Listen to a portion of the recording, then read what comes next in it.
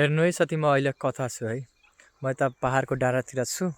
अनि आज यति धेरै चिसो छ नि, यति धेरै चिसो छ कि माथिबाट पानीको फुवा जस्तो परेर पुरै बाटोलाई भिजाछ। अनि त्यो कुहासुवा त लागेको छैन, बादल जस्तो त केही छेकेको छैन, तर आज चाहिँ नि लास्टै चिसो छ।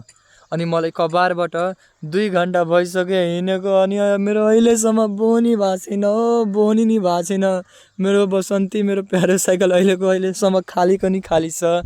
अनि म चाहिँ नि अहिले 10 बजे निस्केको थियो, अहिले चाहिँ नि टाइम हुँदैछन् 12:15। अनि म चाहिँ नि यो पुरै पहाडको डाँडा छ नि, यो पुरै पहाडको डाँडातिर यो सबै डाँडामा अहिले चाहिँ नि यो बाटो पसेर यसरी पुरै डाँडा सारामा पुरै घुम्छु। अनि कबार बिटोल्छु, खोज्छु।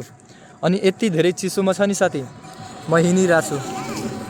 यति धेरै चिसोमा म हिँडिरहेको छु, काम गरिरहेको छु। गर्मी हुँदाखेरि त्यत्रो घाममा डुल्छु, गली गली कमाउँछु, पसिना बगाउँछु, मेहनत गर्छु, सङ्घर्ष गर्छु, अनि 2 रुपियाँ 10 रुपियाँ कमाउँछु। अनि गाउँको मान्छेले के भन्छ नि, ए आनन्द भाइ त कबारको काम गरेर दिनको यति कमाउँछ त्यति कमाउँछ अरे। त्यत्रो त कमाउँदाखेरि आफ्नो फ्यामिलीको राम्रोसँग म जरुरतको चिज पुर्याउन सकेको छैन। त दुनियाँले छ नि साथी, जे नि भन्छन् तपाईँलाई। तपाईँको काम साम हेर्दैन, हेर्छ भने तपाईँको ब्याङ्क ब्यालेन्स हेर्छन्, तपाईँ कति कमाउँदै हुनुहुन्छ त्यो हेर्छन्, तपाईँ कति कमाएर राख्नु भएको छ त्यो हेर्छन्, तपाईँको पैसा हेर्छन्, तपाईँको काम साम केही हेर्दैन। त पैसा कमाउनु पर्यो साथी, मेहनत गर्नु पर्यो, सङ्घर्ष गर्नु पर्यो। 2 रुपियाँ 10 रुपियाँ भएछ नि, सबै तपाईँको साथ दिन्छन्, दुनियाँले साथ दिन्छन् पैसा भएपछि।